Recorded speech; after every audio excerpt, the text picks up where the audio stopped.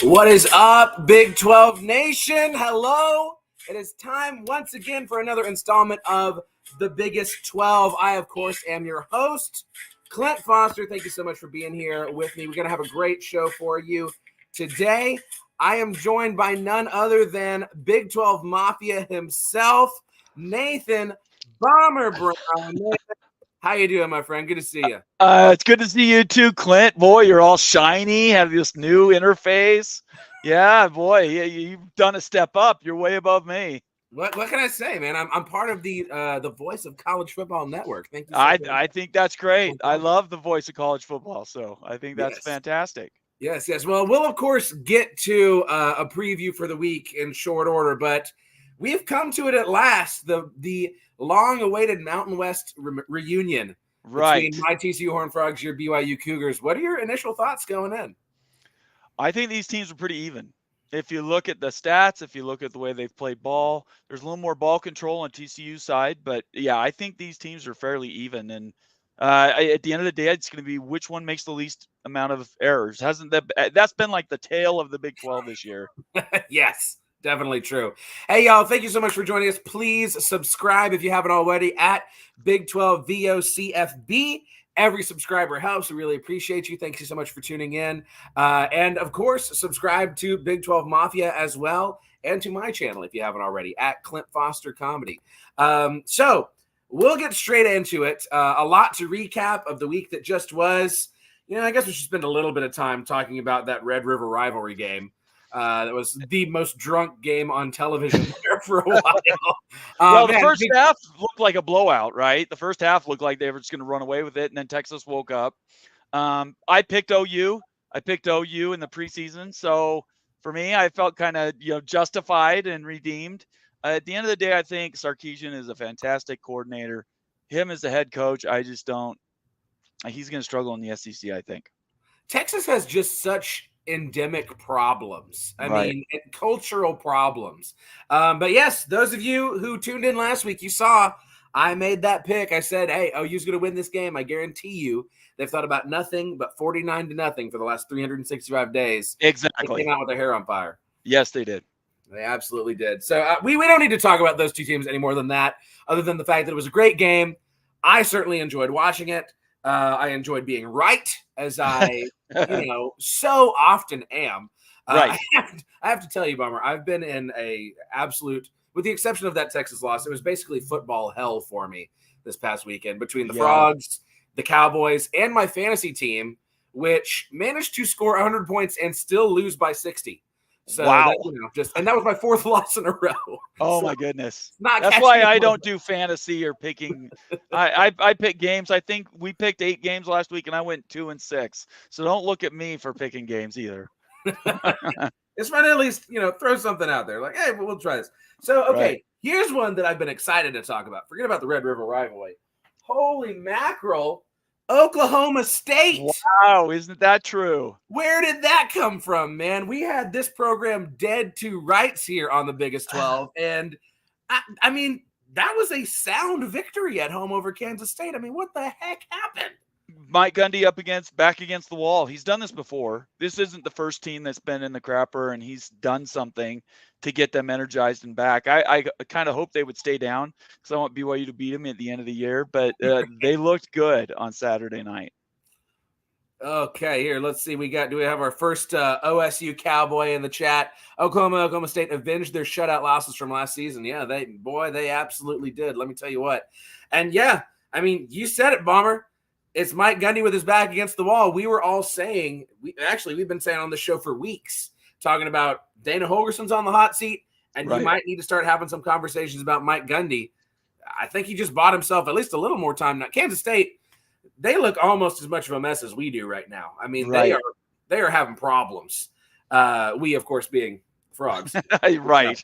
But man alive, 29-21. That was a game that I believe Kansas State was favored by 12, if I remember right. It was definitely double digits.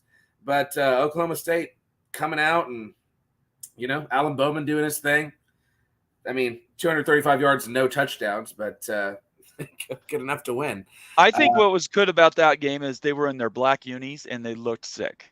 Yes, That's all I yes. got to say. Those uniforms in that stadium that's all orange and black was fantastic. It reminded me of Oregon State. Those two schools. I would love Oregon State in the Big 12 because I'd love an OSU annual. That would be fantastic. Yeah, how fun would that be? How fun would that be? But yes, Oklahoma State, they do black uniforms just about as good as anybody. Yep. I've always loved Oklahoma State's black uniforms are all black uniforms, although I think we might need to fire our black helmets into the sun after the last 4 times that we've worn them. Right. Two of the best. And Texas Tech, of course. You got to give Texas Tech some love for their black uniforms. Yep. And it's worth mentioning now, Texas Tech, doing things right, doing what they're supposed to do in the butt bowl down there in the toilet on the Brazos. Beating Baylor 39-14. Very solid showing by Texas Tech. Again, what they're supposed to do. It's like what Coach P always used to say. You do what you're supposed to do in the games you're supposed to win. The big games take care of themselves. Is that a situation that's playing out here with Texas Tech, or is this just you get them where you can get them? No, I think we're finding out that Wyoming was much better than anybody thought. And so they that was a tough loss, obviously, but it's tough to win in Laramie. Just ask BYU, and I understand how that game went. Ask TCU, man. It happened in 07. I know, you remember. Nobody wants to go to Laramie for vacation. Nobody wants to go up there for anything except for to drive through. Maybe it's just skirt town, but it's not a place anybody wants to go and do anything in. And they got bushwhacked. I think they're just like Oklahoma State. I think they're turning a corner. I think they'll have a better second half of the season than they have the first. Yeah, you're talking about Wyoming. They took down Fresno State. A lot of people didn't see this probably. Fresno State ranked 24th, losing 24-19 to a now 5-1 Wyoming Cowboys team. Go Pokes, man. That though, hey, I will say this. That Wyoming stadium is a very cool and unique atmosphere. I was up there, let's see, what would that have been? My junior year, I believe. At TCU, I think it was my junior year. There was like how much beer did they pour on you? That's all I want to know. Well, I was an equipment manager at the time, so I know. And beer comes down on you. You get urine thrown down on you. You get batteries thrown. It's not a place anybody wants to go play, especially night games. Sure, but it's a unique atmosphere, is what I'm saying. Sure, it's unique. It's like going and playing at a local penitentiary. There's no difference. No love lost. I have no love. They used to hurt BYU players all the time on purpose. Them and Utah State, I hope we never see again. Yeah, so. I mean, people could say that about both of our teams, though, too. Y'all. Oh, sure, absolutely. Y'all are famously wiener twisters in the pile, famously. Yeah, I don't know. We're gonna have to talk about that because there's been accusations from West Virginia about TCU players hurting them. Yeah, I don't know anything about that. This is new to me. Is that something? You know what? I have not seen us do, and I mean, sure, you can say it's purple colored glasses. I haven't seen us have a single dirty play except for this last game against Iowa State, which we'll talk about here in a second. Right. There in the fourth quarter, we had one of our defensive linemen stomp on a guy's face. And I was like, come get him the hell out of there. We don't need any of that nonsense. But usually it's just football play stuff that people are like, no, our quarterback was injured and it was intentional. Right. Okay. I don't know anything about it. I saw the reports. And so. Yeah. I mean, now, hey, I'm not at practice every day these days. I don't know what guys are being coached to do or not to do. Right. I can tell you, the week after we had Mountaineer Paul on the show, he was messaging me like, oh, man, that team's so dirty. He's like, I'm sorry to say it to you, Clint. He's like, but that's just a dirty team. And I'm like, well, okay. But, okay. To each their own, Right. So let's go ahead. Let's rip the Band-Aid off. Let's talk about that travesty of a TCU game, if you want to even call it a game. My good grief. Playing against Iowa in their flesh-colored pants.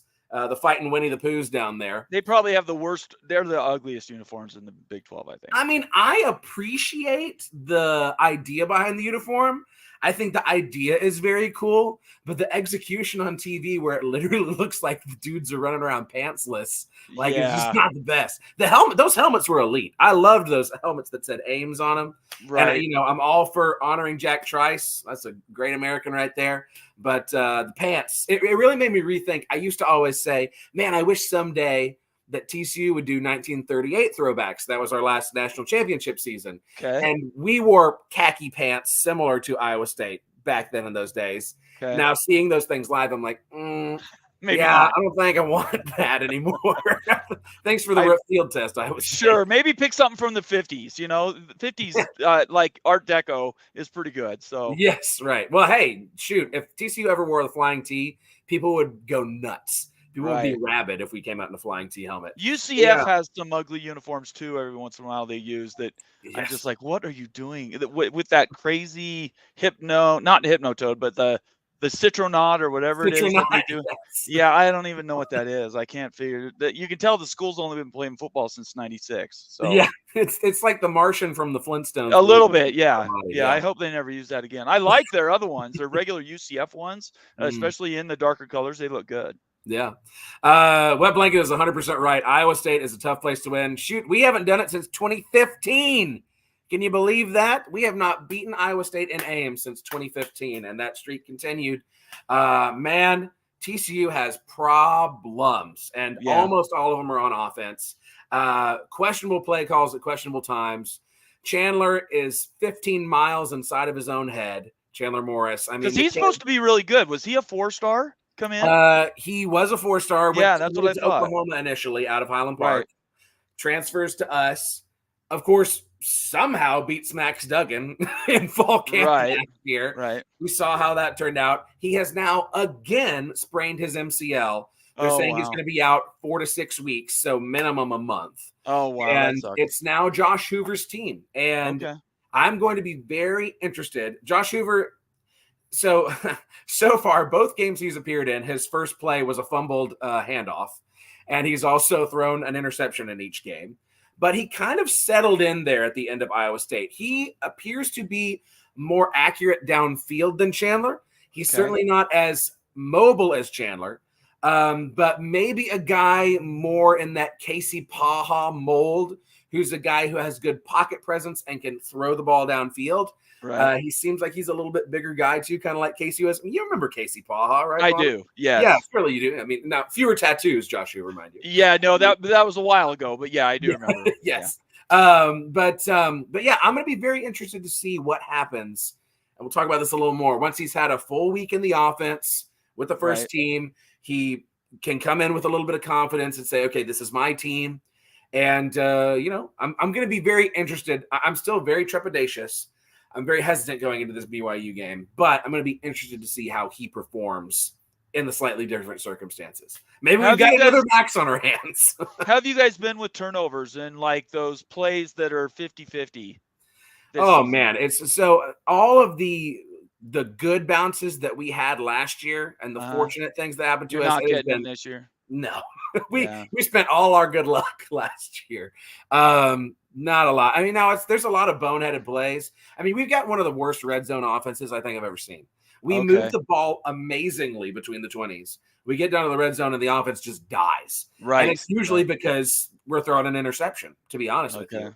So maybe, maybe that's the thing. Maybe like with Chandler out, Josh Hoover in, he's playing a little more free. I think Chandler's put a lot of pressure on himself because he's trying to live up to this idea that people have of him. Right. Or that he has of himself. He's trying to prove that, like, hey, last year we still would have had just as good of a year if it would have been me, all that type of stuff. Right. I mean, his career game was in 2021 coming in as a redshirt freshman against Baylor. He played out of his mind. We've not seen that again.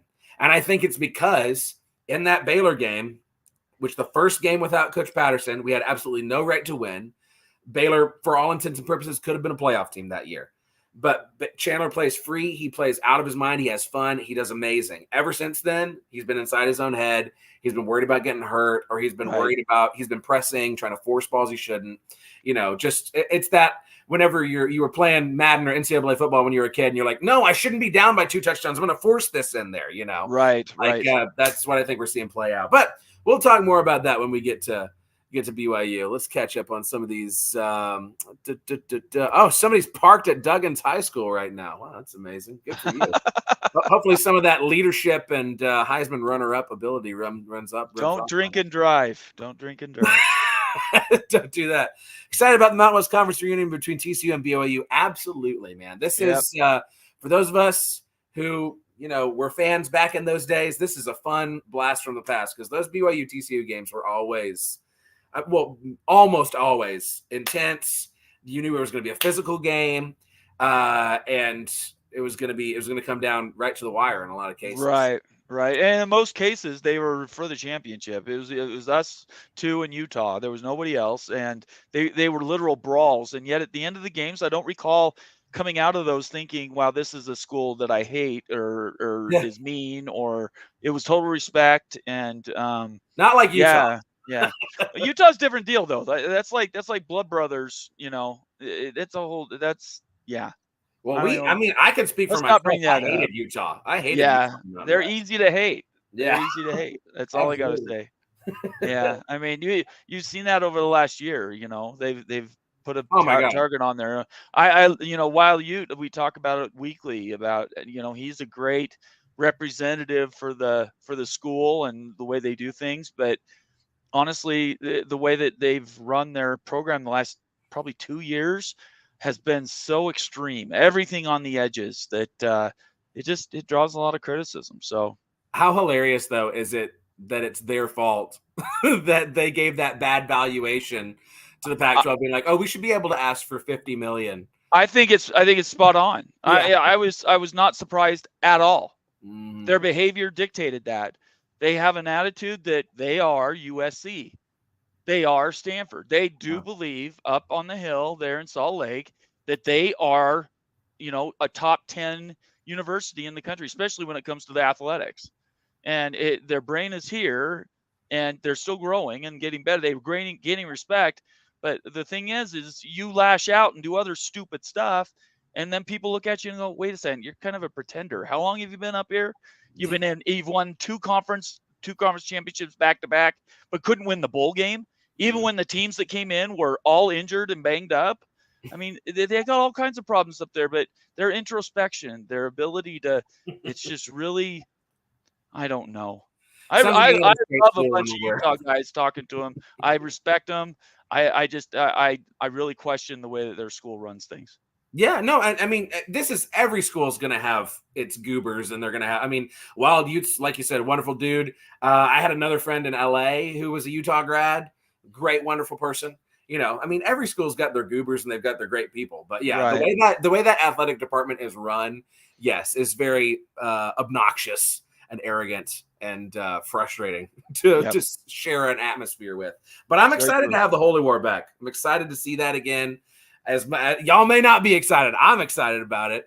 And no, are you kidding me? People around here are fantastically looking forward to it. In fact, the fact that we had a bye week before this game just has let 2 weeks of energy build up. It's going to be amazing. And don't be surprised if you guys don't buy your tickets. There's going to be a lot of blue and white in that stadium. Oh yeah. So there's a reason. So this is something that Jeremiah Donati started doing. I want to talk about this, and then we'll finally get to Kansas here in a second.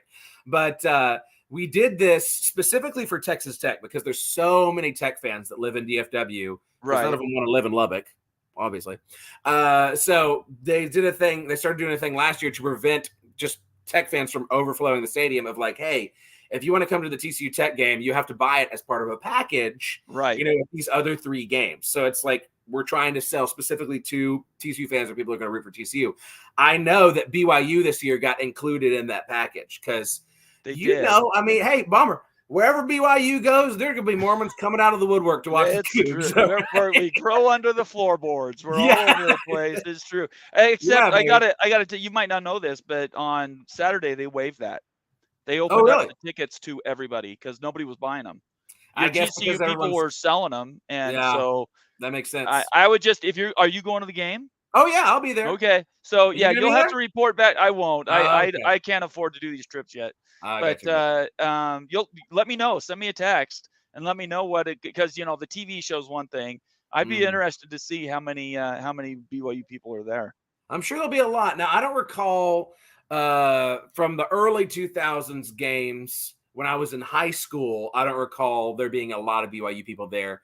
And then for the final 2 conference games, I was in college, and the game at Cowboy Stadium my junior year, I do remember a fairly good number of BYU fans. It wasn't like we packed out Cowboy Stadium, but there was half the stadium was BYU fans of probably the lower 2 decks. But yeah, I will be interested to see how many folks show up on Saturday. I think it'll be a great game, Clint. I do too. I do. These teams are matched evenly. Defenses are both playing really well. Yes. It's all hawk, and it's just the team that does the one stupid thing. It might be the last possession on a fumble, something silly like that, but I think that's what it's going to come down, like 31-27, something like that. Oh, you think that many points? I do. I think they're going to get some. Yeah. I'm like, man, if we score 27 points, I might be dancing naked in the streets. Jesus Louise. Well, I think BYU has averaged over 31 points or 30.5. Yeah. So yeah. Well, let's talk a little bit about this Kansas UCF game. I love Kansas, by the way. Kansas, all kinds of respect. Yeah, that is a great program that Lance Leipold has down there. Very great. With or without Jalen Daniels, man, they are playing great football. And I very stupidly last week was like, hey, this could be it. This could be the first win over a legacy team for one of the new 4 members. Right. I think UCF, they got John Rice Plumlee again. I think they can go into Lawrence. I think they can win. Nope. Not even close, man. Yeah. 51-22, Kansas ends up being triumphant. And man, it really makes you start to wonder, when is that first win going to come? I mean, BYU's got a really good shot this weekend, but it's been a rough go for these new 4 teams. I don't think that's a surprise to anybody. It shouldn't be.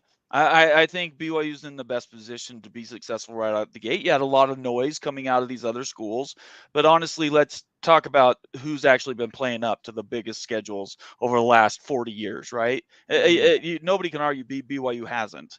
So at the end of the day, these other schools, they just need to, and this is just a recommendation from somebody who is new to the league as well, is quit talking. Just go out and do your recruiting. Do the best you can. Quit hyping yourselves up and just build. That's how TCU did it. That's how Utah's done it. That's Baylor has done that. There's programs that had just said, we're going to start here wherever we are, and we're just going to build up and just be patient. The projections that UCF was going to be 8-4 this year, and there were a ton of them. There were a ton of analysts out there saying UCF has the easiest schedule. They could go 8-4. Was insanity. Absolute insanity. Yeah. And Kansas, I had Kansas and Oklahoma as the championship game at the beginning of the year. I think Kansas can win out. They're very, very good. Yeah, they really could. They really could. Anything to keep it from being Texas, Oklahoma. Yeah, not keep the Texas truth. out. Just don't let Texas in. If Oklahoma's got to be in, that's fine. Just don't let Texas in. Well, if Taysom Hill runs in the flag for BYU at Austin, BYU might beat Texas there. They're 4-1 against them all time. And then when you get Oklahoma at home in November, and if that's a night game, forget about it. Bet the house BYU wins that game. So that would be delicious. I would love to see that happen. So Jackson's got a great question here. Jackson's got a great question here. Do you guys think UCF made a bad move by giving Malzahn the contract extension, or does he get a vote of confidence? What do you think, Bomber? I think it was a big mistake. Yeah, I wouldn't have re-upped him. I would have made him do this sort of play to get type of a contract and earn it. Gus Malzahn, he was at Auburn. He was fantastic, had those problems, and he hasn't been the same. And I don't care who the quarterback is at UCF. It's the coaching. There's some of the decisions. If you watch that Kansas game in detail, there were a bunch of play calls that were just like, what the hell is going? You're running a flanker, screen or something, and it's 3rd and 15, and you're on the 30. It just doesn't make any sense, a lot of the play calls. So I think I do think it's a mistake. I mean, I will defer to you on that then, because I haven't watched UCF in very close detail at all this season. I mean, from a complete outsider's perspective, my thought is like, well, yeah, why not ride with him? Because he's still recruiting at a high level. You're going to struggle your first year in the Big 12. Right. That's true. That's true. Yeah. So, I don't think that you put too much stock into what the final record is this year. My other question is, if you're UCF, I mean, is there somebody immediately better that you feel like you can go and get? I mean, again, I haven't watched UCF very closely this year. Right. I can't speak to any of the bad play calls or anything like that. But from a complete outsider's perspective, I don't hate the move. Doesn't mean it's the right move, but I think it was an emotional reaction to re-up him right after that Baylor game. Yes, it was emotional. People were in high, lather. And there was a decision that, hey, we don't want something to, just because they lost this, we don't want to lose what we got going. And he has recruited well. I said in the preseason that I thought he might be gone. Not this year, but next year, just because like I said, he was great at Auburn. I haven't seen much since then. That's all I'm judging that on. Yeah. Jackson here saying Jamie Chadwell could be a good option for UCF. Oh. What do you think about that? I don't know who he is. I don't know. I was like, hopefully Palmer knows. That would be great. Yeah, he might be awesome. I don't know. Yeah. Okay. Oh, a fellow Clint. What's up, Clint Moses? UCF has a Lazy River upgrade coming soon. That's all you need to know. Hey, sign me up. Oh my God. Lazy River. What is in that south end zone? You score a touchdown, you get to dive into the Lazy River. That's what we need, man. We need more stadiums with lazy rivers. We do. And, what the heck? Get some bar service. You can get yourself some Pepsi in Provo at the Lazy River. Absolutely. It's actually Coke now, but okay. Diet Coke at the Lazy River. Hey, that's changed since you were here last. It was the Coke free or whatever. Now it's the full-blooded, whole hog, caffeine-filled Coke. So wow! Yeah, come and get high out there. It'll be fun. Oh, Jackson says it's the Liberty head coach. If he's the coach that's been at Liberty the last 3 years, I would steal him. Yeah. Because they have played really, really well the last 3 years. Yeah. The fighting Jerry Falwell Juniors over there. They beat BYU last year and looked really good. So yeah, they sure did. All right, let's talk about the week ahead. We're okay. Perfect timing, 30 minutes in. Let's start with the Dana Holgorsen Bowl. All right, we're going to start Thursday night. Okay. West Virginia versus Houston on a Thursday night. It is in Houston. Oh, geez. So Holgo's got the Mountaineers coming to his house. West Virginia is a current 3-point favorite. Only 3 points. That's crazy. That is crazy. I am hammering West Virginia on this one. I would too. Yeah, and to cover by a mile. What's the over/under? Do you know? So let me like 43 or something. Let me see if I can find it. The over/under on the scale. Let me see. 3 points. That's crazy. Yeah, I can't believe that it's. I think the over/under is 51 and a half. Oh, that's pretty high. I think Houston is by far the worst team. Oh yeah, easily. Big 12, and they might not win another game. So no, I don't think. I think West Virginia is going to beat them easy. Yeah, I don't know what the score is going to be, but. I cannot believe, and I think that this has actually moved. I think that the opening line was 1 point. If I heard that is insane. What are they looking at? I'm like, have you watched West Virginia play? I know they're playing fantastic ball. Yeah. I don't know what they barely lost to Penn State. Yeah, I don't know what. I don't know what the only loss they have is to Penn State. I don't know. This is why I don't bet sports, because I would lose my house on a bet like that. I would say absolutely West Virginia is going to win, and Houston goes out and puts out 75 points or something. Oh yeah, that's how it goes for sure. But I mean, and hey, I wouldn't put it past Dana Holgorsen to have some. Godlike offensive performance. Finally. Anything's possible. Yeah. Anything's possible. Yeah. Hey, Jackson's absolutely right. Neil Brown has done a magnificent job with West Virginia this season. He has absolutely secured his job for at least another year. I mean, shoot, that's a game that TCU should have won. But even then, they controlled the line of scrimmage. They beat us up on both sides. They really did own that game. Yeah, literally everything that me and Paul talked about West Virginia had to do, and TCU, everything West Virginia had to do that we said they had to do, they did. Everything TCU had to do, they did. TCU did not do. Right. It was, they're 4-1 for a reason. I am trusting the climb, baby. Let's put West Virginia in the conference championship. All right, let's do it, babe. BYU, they have to beat BYU yet. I still think they will beat BYU, but I think that might be a closer game than we thought. Honestly, though, that BYU game is the first game on their schedule that they really even have to worry about. We talked about this on TCU week, how West Virginia's schedule lines up really nicely for them, because they had the bye week after us. Then they have Houston this week. Right. And after Houston, they host Oklahoma State. They go to UCF. I mean, that should be a 3-0 October. Yeah. So West Virginia, there is a very real world where West Virginia is hosting BYU in Morgantown, couches burning and everything. Right. Moonshine flowing. Sitting at 7-1. I mean, that's what TCU was thinking going into the BYU game. I was like, hey, we're going to be 7-1 going into this BYU game. Right. We're going to be 6-0 going into this BYU game, or 5-1. Right. Nope, not so fast. Not so fast. But now it's West Virginia. They're looking great. So we both agree, hammer the over on West Virginia? Yes, definitely. Yeah, I'm thinking because they play ball control. Houston's offense hasn't looked good anyway. That is the furthest thing from a hostile environment down there in Houston. I can tell you from being at the first Big 12 game in their history, the upper deck wasn't even half full. I think it's going to be West Virginia. You know what? West Virginia 31 to 15. Yeah, 17 is what I was thinking. Yeah. Something like that. I just like dumb scores. That's what. I think it's fair. That's fair. A couple field goals and a couple touchdowns. We'll hold the vaunted Mountain West reunion until last. We'll save the best for last. Okay, all right, good. So let's jump back over to Iowa State. Iowa State going to Cincinnati, the land of skyline chili. Iowa State, of course, flying high after their thrashing of my TCU Horned Frogs. Right. Cincinnati is favored in this game. 4.5 point favorites. In fact, they're the only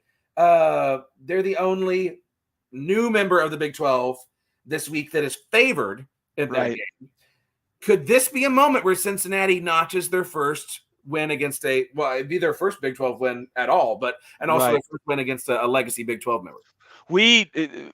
That was a fight that we had with them here.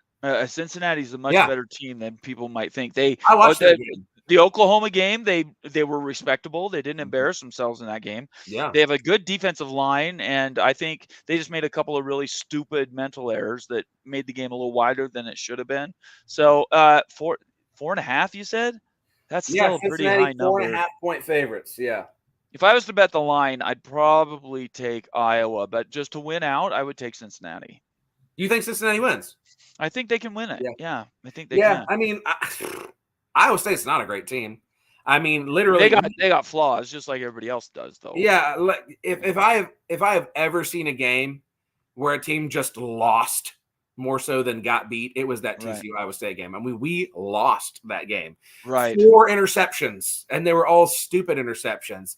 And even after 2 interceptions and a turnover on downs on our first 3 drives, it still took that long, and the defense being on the field that long before Iowa State even goes up 7-0. I mean, that was the most winnable of winnable games. So, yeah, I think you're right. I think, the title of the show this week, first win for a new 4, I think that this is the first one. I think Cincinnati, and also, regardless of the BYU wins or not, this is the 11 a.m. game. Sure. So I think Cincinnati, they get over that hump. They're the first of the new members to beat a legacy team. There we go. Doing it at home at Nippert Stadium there by the river, right? Picturesque moment. Fire up your Skyline chili. Get excited. All right. I think it's a low-scoring game. I think it's I think you're right. Iowa State covers. So, give me 17-14. Yeah, I don't think there's going to be a lot of points. Yeah, 21-17, something like that. Yeah. All right, there we go. So, on over to the Sooner States. We'll talk about Oklahoma State a little bit. We got Oklahoma State and Kansas. Yeah, hold up both hats. All right. And they're at Kansas? It is in Stillwater. Ooh. Kansas, still ranked, number 23 Kansas, is a 3-point favorite in Stillwater. Oh, brother. Yeah, this is tough. Boy, this might be the toughest pick of the week for me. Bean played so well last week, and I thought if Jalen Daniels I picked against Kansas and went against my better judgment because I thought Jalen Daniels wasn't going to play, and then they'd be bad. Bean comes out and scores 51 or whatever. Yeah. So Oklahoma State looked good. They did. And is it a night game or a day game? It's afternoon game. It's at the exact same time. Okay, I'm going to take Kansas then. Yeah, I think you're right. I'm picking Kansas in this one. Kansas is just too good. They're a very good team. Oklahoma State played out of their mind against Kansas State, a team that is struggling. Yes. And I think that's going to be tough for them to replicate 2 weeks in a row. Kansas is strong on both sides of the ball, man. It's 2007 all over again. Right. It really is 2007. It really is. Nobody's actually any good in the entire country. TCU is struggling to a disappointing season when we thought it was going to be a lot better. Right. We're playing BYU. It's 2007, right? Yep. Kansas is amazing, right? So I think Kansas wins. I think they cover 3 points, man. Stillwater's a tough freaking place to win in. It is. I think Kansas can cover that. I still think it's about a 1-score game.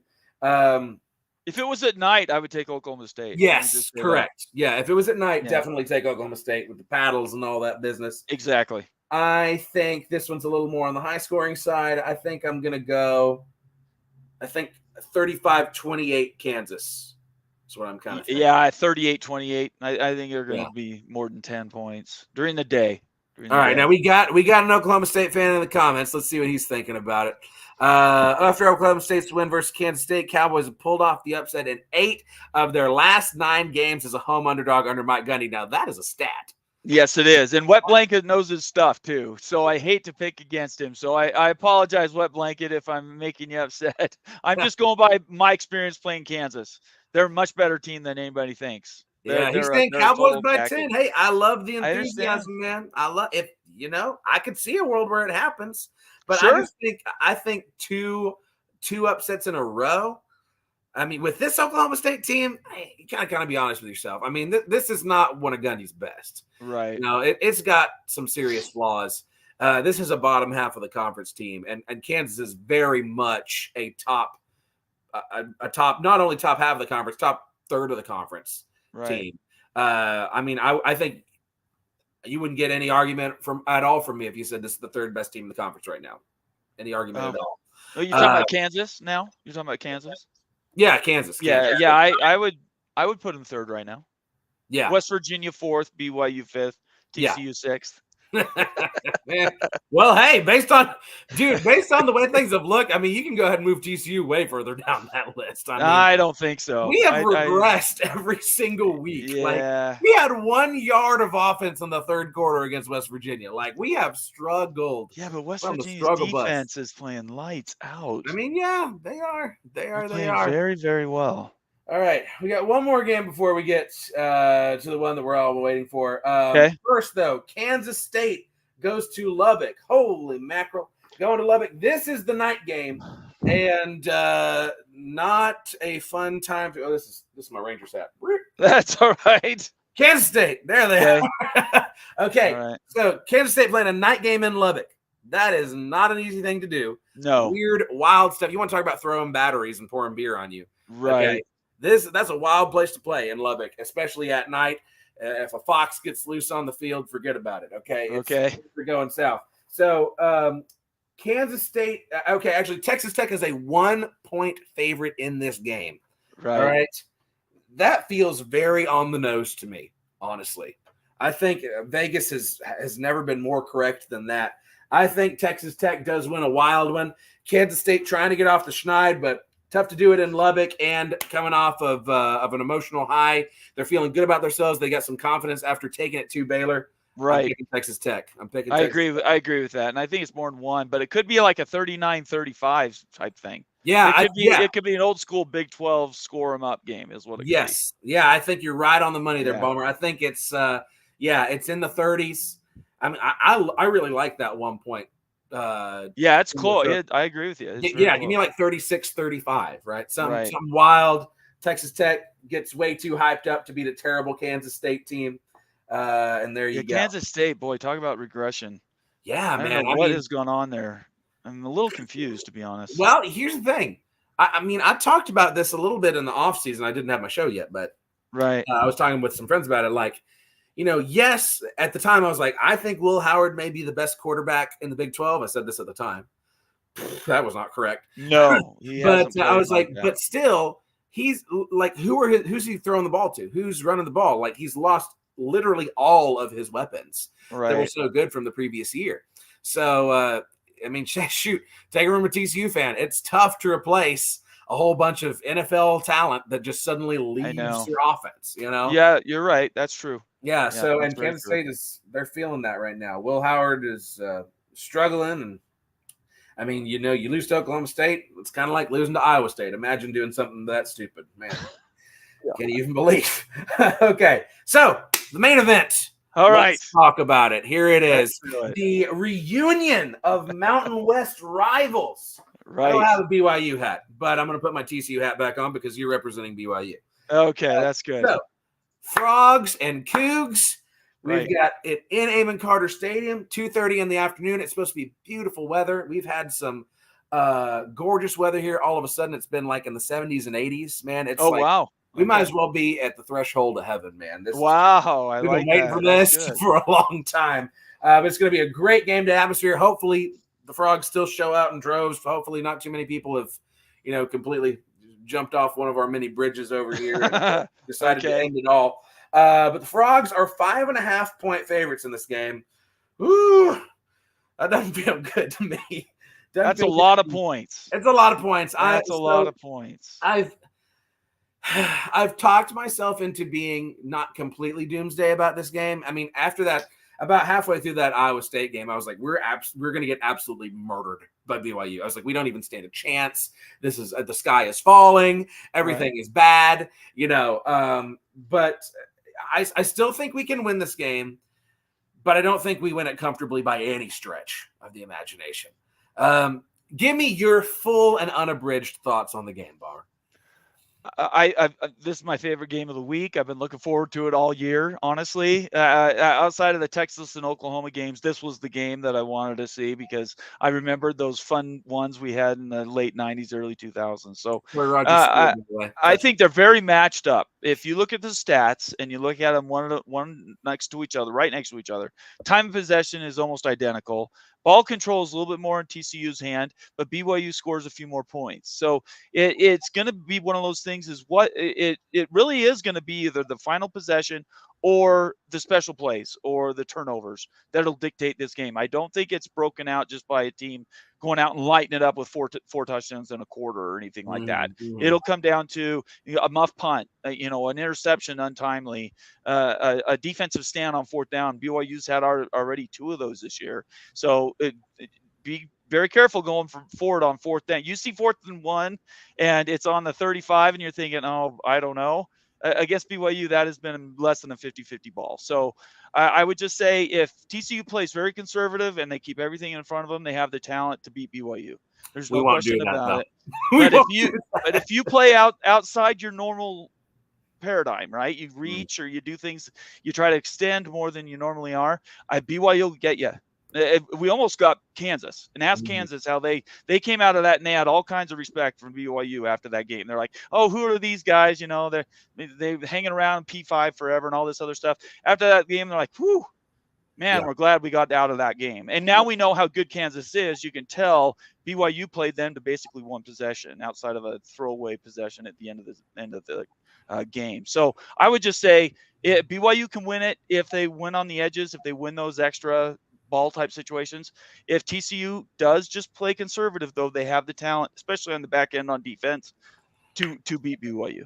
Hopefully we would do that because I think Amani Bailey is the best running back in the Big 12. We're not very good at many things this year, but we're dang good at running the ball when we actually freaking do it. Okay, when Kendall Briles has the stones to actually stick to the running game. We are built to do that, and especially with Josh Hoover coming in, this is going to be his first start. He's undefeated as a starter, right? Hopefully we do go to that well, and we let Amani Bailey just run the ball, and play. Right. Because BYU has a good stinking team, man. There are still way too many people sleeping on BYU. I loved what I saw in that Arkansas game. Caden Slovis is slinging it. I had a lot of BYU. So I had the tweet about BYU is going to kill us. I'm going to have nightmares about nice young men ringing my doorbell. And I had a lot of BYU fans in the comments being like, oh, not so fast. And we're terrible at running the ball and our defense isn't that good. I'm like, what team are you watching? This is a very solid BYU team. You're dealing with a team. You're dealing with a university, though, that has had this syndrome since 81, right? It's been since 79 when Jim McMahon took first snaps as starter. You go out and you beat the people you're supposed to beat, and everybody questions the ones that you didn't beat because you didn't play. And so there's this syndrome that BYU fans have that doesn't matter how good we get, there's always everybody thinks that there's that iron sitting over their head that the sky's going to fall. So just being really conservative, really respecting the competition. That's all you're going to see out of us. If you're new to seeing me or to seeing BYU people, you're going to get nothing but respect from us. I don't care what school you are, because that's what we do. So I have nothing but respect for TCU, and I'm just keeping my fingers crossed that we get those extra balls or extra possessions. Because if we do, I do think we have the potential to score some points. Keaton Slovis is fantastic. Yeah. He'll get drafted in the first 5 rounds this next spring, and I'm just waking everybody up. The running game's waking up. So. Yeah, I'm still not. I mean, I'm not going to pick us to lose because I'm nothing if not optimistic. I mean, why do you even do this thing if you can't be optimistic about your team? Right, for your own team, of course. Yeah. But I mean, we'll get to the score predictions in a second. But I'm not confident in this game at all.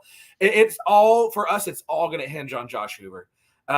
What's he going to look like with a full week of practicing with the ones under his belt, without any jitters of like, oh my God, I'm getting thrown into the game, and like, now what do I do? You know, it's your team, man. He was only a 3-star recruit, but this is a guy who started for Rockwall Heath. This is a 6A program in Texas, and he had a lot of success at the 6A level. It doesn't get any bigger than that.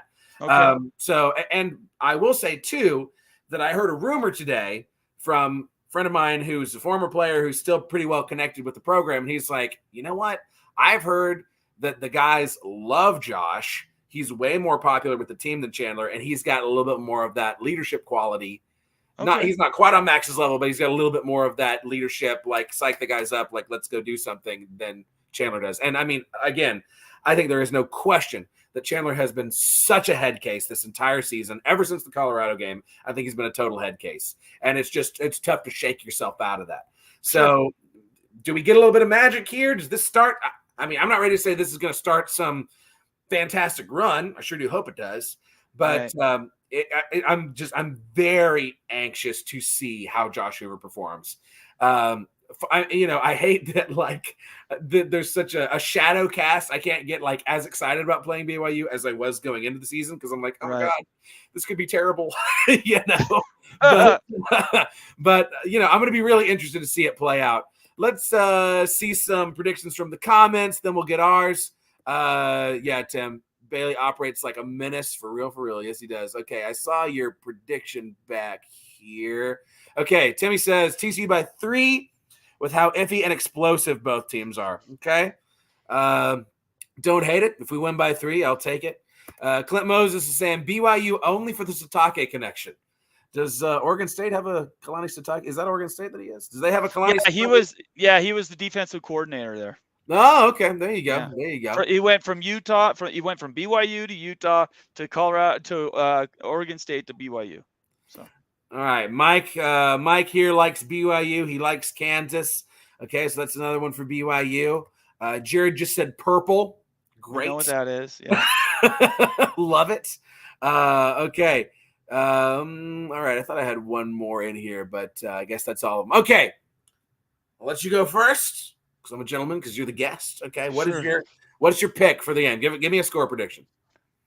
I think it's going to be a bit of a slugfest, and I think you're right. And I think probably, I don't know, 35-31. And I think BYU wins it. I do think BYU wins it at the very end.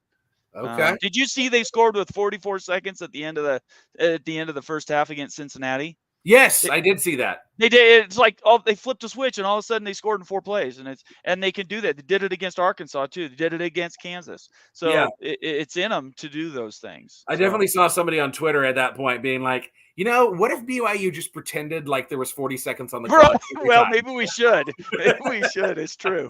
Yeah, that looked very vintage BYU for sure. Yeah, it definitely was. Like airing it out and like, holy mackerel, they're just moving.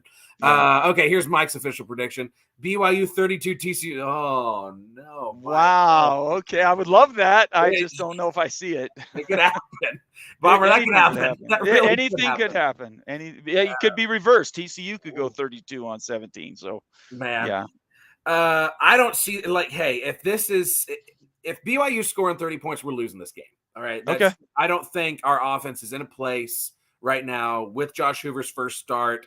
I mean, if we're going to have success, it's going to be mostly running the ball, I think. Now watch Josh Hoover drop a bunch of dimes deep down the field. He's more accurate downfield than Chandler is for sure.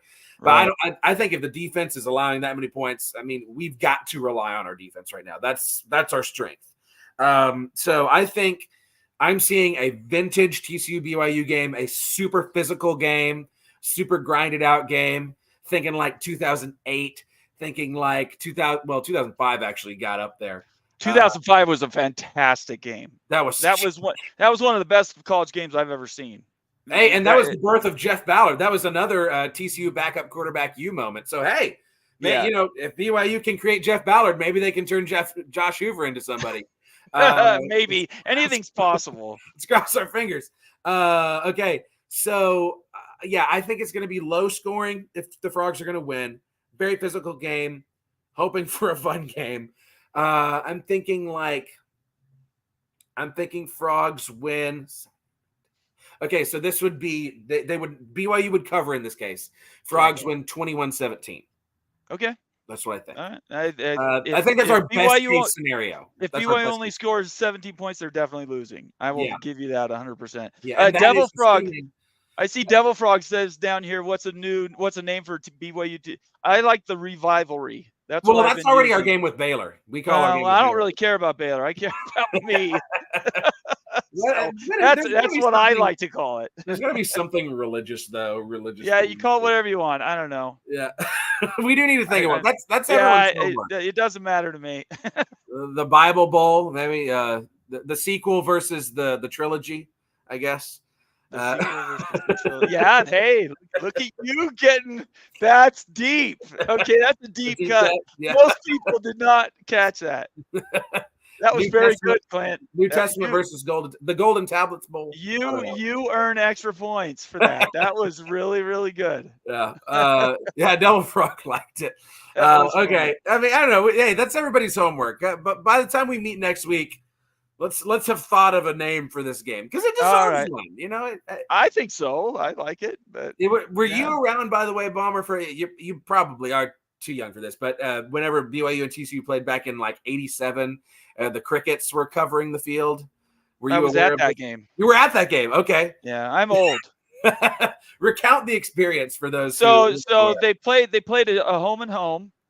And I had never heard of a horned frog in my life, and I was 17 at the time. So here BYU had won a national championship 3 days before, or 3 years before, sorry. And so we're playing this horned frog. What in the hell is a horned frog? And so we were making all kinds of fun of it, right? And then TCU comes in. It's like, oh my gosh, what has happened here? That was this is the Pokemon version. Yeah. Okay. Well, we didn't know what it was. I can tell you that right now. And we were still in the flying T back then. Yeah, that was it. It was. Yeah. I didn't enjoy the game very much, to be honest with you. Locusts were taking over the state at the time, and so it wasn't a time to be outside. Right, like a biblical plague of crickets. It was bad. It was really bad, and I don't know why they're called Mormon crickets. It's a misnomer. They're actually anyway. But I'm going to read you an excerpt from this is from the Deseret. Okay, Deseret. Okay, Deseret News. Counting the game. It says the fact that TCU upset Brigham Young 33-12 in 1987 at App MarkRogersTV Stadium is inconsequential to the aforementioned participants or those who were among the intimate crowd of 26,000 the night that millions of field crickets flew with kamikaze fervor into carefully crafted blue coffers, drowned themselves in icy soft drinks, or coated the artificial turf in a brown puree, casualties of a mating dance that ended up in the wrong place at the wrong time, like teenage Parkers caught in a lover's lane, inexplicably transformed into a freeway fraught with 18-wheelers. So there was literally cricket goo just all over. It was disgusting, and we lost the game, and I don't even want to talk about it anymore. Yeah, just like what a gross experience. Because that was 3 years before I was born. Okay, I had literally my entire family was at that game because my whole family's been going to TCU games since the 50s. Right. And yeah, they've definitely told me stories about that was the nastiest freaking experience. It was really bad. It's everywhere. It was really bad. Gross. Hey, I gotta go, Clint. Yeah. I got a show. I'm going at the top of the hour. But yes, thanks for the show. Thanks for inviting me on. I appreciate this. Yeah, thanks so much. We do need to wrap things up. Bomber, go ahead and plug your stuff before you leave. Sure. So I'm at B12 Holy Rivals on Twitter, and then I have 2 shows on YouTube: the Big 12 Mafia show, and then the Holy Rivals show. Right now, I'm getting ready to start. I guess it's almost 8 Eastern. We're going to be running our, what do we call it? This is a name I didn't come up with. It is going to be Replay Tuesday, where we talk about how bad our picks were on Saturday. So that's kind of what we do on Tuesday. We're also going to talk to Jim Williams about this ACC news. I don't know if you saw that, but there's some more realignment stuff. Oh, yes. Possible teams leaving, possibly Tulane. Right. Yeah, very exciting stuff. So, yes, y'all should definitely, absolutely hop straight over from here to Big 12 Mafia. You're not going to want to miss any of that stuff. Bomber, thank you so much for being here. I'll go ahead and let you go, and I'll play us out, get everything going. I want to say bye to everybody that came over. Appreciate it. Thanks for being here, and definitely sign up for this show because Clint's a stud. So if you're not subscribing, you're losing it. We'll talk to you later. Okay, bye-bye. See you around, Bomber. Okay, see ya.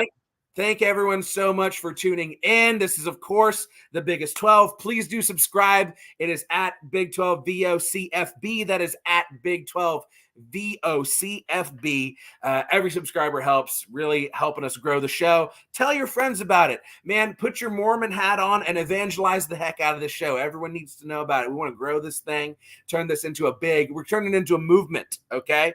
So please do subscribe to that. Subscribe to my channel if you haven't already, at Clint Foster Comedy. I mean, most of you are here because you watch my videos. I thank you so very much for that. Got a lot more coming. And whenever the Frogs have their bye week, I'll have something extra special spicy for you that I'll work up. Follow me on Twitter also, or X, whatever you want to call it, at Clint_Foster55. Again, thank you so very much for being here. This has been the Biggest 12. And with that, we will close the chapter on another week. So, all love to you and yours. I hope your team wins. Go Frogs. And I'll see you next Tuesday on the Biggest 12. Thanks so much, y'all.